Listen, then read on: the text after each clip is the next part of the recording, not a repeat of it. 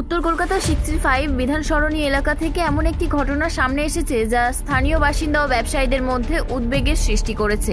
এই এলাকার একটি পুরনো একতলা ভবনে প্রায় 18টি দোকান রয়েছে, কিন্তু গত 15 দিন ধরে ওই দোকানগুলির ব্যবসায়ীরা চরম সমস্যার সম্মুখীন হচ্ছেন। ব্যবসায়ীদের অভিযোগ, বাড়ির মালিক ও প্রমোটারের যোগ সাজশে তাদের দোকানের বিদ্যুৎ সংযোগ বিচ্ছিন্ন করে দেওয়া হয়েছে, ফলে তাদের ব্যবসা কার্যত ভেঙে পড়েছে। বিদ্যুৎ না থাকায় অধিকাংশ ব্যবসায়ী দোকান বন্ধ রাখতে বাধ্য হচ্ছেন এবং প্রতিদিনই আর্থিক ক্ষতির মুখে পড়তে হচ্ছে তাদের।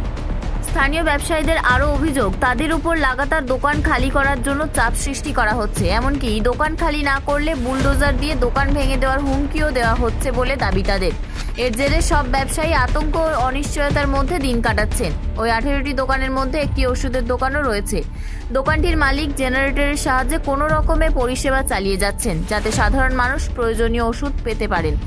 তবে বাকি অধিকাংশ ব্যবসায়ী বিদ্যুৎ না থাকায় ব্যবসা চালিয়ে যেতে পারছেন না। ক্ষতিগ্রস্ত ব্যবসায়ীরা প্রশাসনের কাছে দ্রুত হস্তক্ষেপের আবেদন জানিয়েছেন। তাদের দাবি, এই ঘটনার যথাযথ তদন্ত করে প্রয়োজনীয় ব্যবস্থা নেওয়া হোক এবং তাদের উপর চলা কথিত চাপ ও হয়রানি বন্ধ করে ব্যবসা ও জীবিকার নিরাপত্তা নিশ্চিত করা হোক। এখন প্রশ্ন উঠছে, এই ব্যবসায়ীদের সমস্যার সমাধানে প্রশাসন কবে পদক্ষেপ নেবে এবং তাদের অভিযোগের ভিত্তিতে কী ব্যবস্থা গ্রহণ করবে। চলুন শুনে নেওয়া যাক এই বিষয়ে ক্ষতিগ্রস্ত ব্যবসায়ীদের বক্তব্য। অসুবিধা হচ্ছে আমাদের, আমি তো বয়স্ক মানুষ, আমার খুব অসুবিধা হচ্ছে। কি কারণে অসুবিধাটা কি কারণে? এই যে 15 দিন ধরে কারেন্টটা বন্ধ করে দিয়েছে, আমরা ঘুমাতে পারছি না ঠিক মতন, আর থাকতে পারছি না ভেতরে গরমের মধ্যে। কে বন্ধ করেছে? কে? এই বাড়িওয়ালা।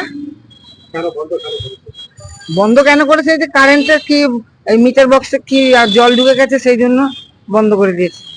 আজকে 15 দিন হলো।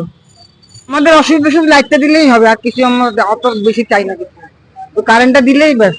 তার সাথে জলও আপনারা বন্ধ করছে না, জলটা আছে অল্প, এখন চলছে, চলবে, কারেন্টটাই তো অসুবিধা হচ্ছে। আজকে 15 দিন ধরে এখানে এটা আমাদের দোকান, আমাদের পেছনেই বাড়ি, এটাই, আমি এই বিল্ডিং এরই ছেলে, আমি এখানকারই বসবাসকারী।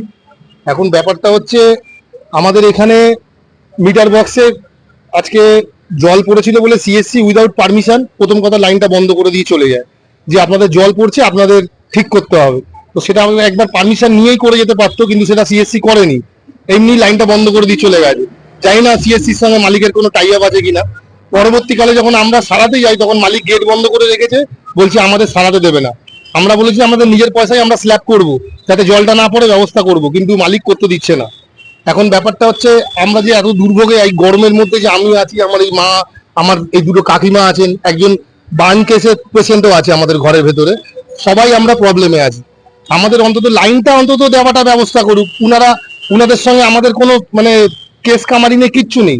তা সত্ত্বেও উনি টোটাল পুরো বিল্ডিংটার সেম কন্ডিশনে অফ করে রেখেছে। কিছু দোকানদারের সঙ্গে উনাদের হয়তো মনোমালিন্য আছে বাড়ির মালিকের সঙ্গে, তা বলে সেটা আমাদের সঙ্গে নেই। এবার আমাদেরকেও সেম প্রসেসে ফেলে রেখেছে, যে উনাদের প্রবলেম উনারা সলভ করুক, তাই না করে আমাদেরকেও সেই প্রবলেমের মধ্যে উনারা ঢুকিয়ে রেখেছেন। এটা তো প্রমোটিং হবে বলে রেখেছে আজকে 3-4 বছর ধরে, সেই 2023 থেকে বলেছে এটা প্রমোটিং হবে, ভাঙবে। আমাদের সঙ্গে কথাও হয়েছে, পেপার পত্র সই সবুত হয়েছে, আমরা আমাদের দোকানের অনারশিপ নেবো, সেটাও আমরা টাকাও দিয়েছি উল্টে, যে আমাদের অনারশিপ নেবো, সেই টাকাপত্র দেওয়া, সেই পেপারও আছে। ইভেন আমরা যখন এখানে বলেছি উনাদেরকে, তখন উনি কোনো ভ্রুক্ষেপ করছেন না, ইভেন উনি কোনো প্রসেসে যেতেই চাইছেন না। উনি বলছেন যে একটাই কথা, যে আপনারা উঠে যান।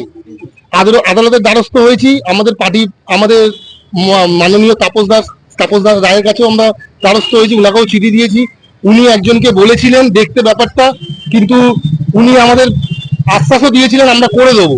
ওই ভদ্রলোক আশ্বাস দেওয়ার পরও উনি এখানে এসেছিলেনও, আসার পর উনি বাড়ির মালিকের সঙ্গে কি কথা বললো আমরা সেটা বলতে পারবো না, কেন এই বাড়ির মালিকেরই যে প্রমোটার আছে, উনার 2 তলায় অফিস আছে।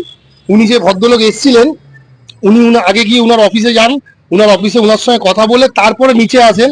নিচে এসে আমাদের আগের দিন রাত যিনি বললেন যে আপনাদের প্রবলেম আমি সলভ করে দেবো, তিনি তখন পরের দিন আমাদের কি বলবো, অন্য পাল্টি হয়ে গিয়ে আমাদের বলছে যে আপনারা সই সবুত করে দিন, লাইনটা চলে আসবে।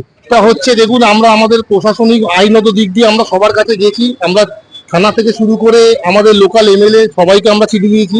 আমাদের মাননীয় তাপস রায় মহাশয়, উনাকেও চিঠি দিয়েছি। উনি ব্যাপারটা দেখেছেন, উনি ব্যাপারটা দেখে উনারই একজনকে বলেছিলেন, যার নাম হচ্ছে আপনার শরৎ সিং।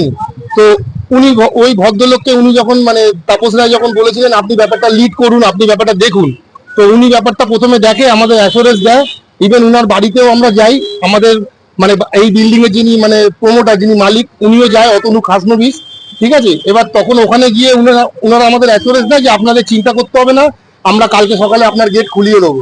ইভেন অতনু খাসনবিসকেও বলে আপনি কালকে সকালবেলা গেটটা এদের খুলে দেবেন, এরা কাজ করে লাইন যে যার নিয়ে নেবে।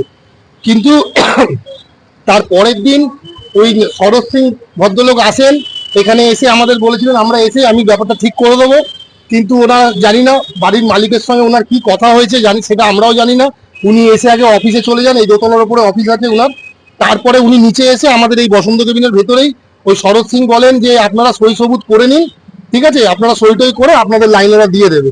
তো আমরা বললাম তখন কেন, আমাদের তো কোর্টে কেস চলছে, যখন আমাদের কোর্টে কেস চলছে আমরা উইদাউট উকিলের পারমিশন নিয়ে আমরা কি করে সই করবো।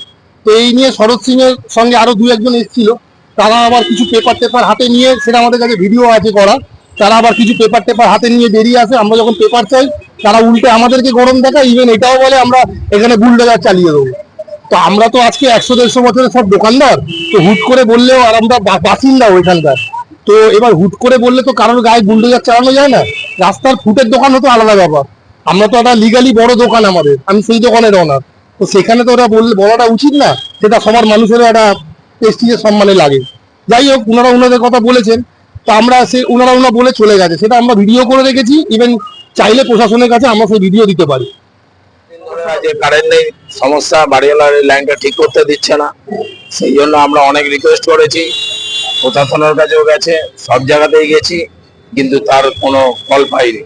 বাধ্য হয়ে আমাদের কোর্টে যেতে হয়েছে, এখন কোর্ট কি করবে তার অপেক্ষায় রয়েছি। আজ হ্যাঁ, আমরা নিজেরা করার জন্য সবসময় তৈরি আছি। বাড়ির মালিক হতে দিচ্ছে না, অতনু খাসনবিস, ওরা কত 35-36 বছর বয়স হবে ওনার। আমরা এখানে প্রায় আমরা 70-80 বছর ধরে এখানকার দোকানদার। আমাদের একে সেনাপতি লাস্ট কথা বলছে আমাদের সঙ্গে বসতে, তারপরে আমরা ঠিক করব।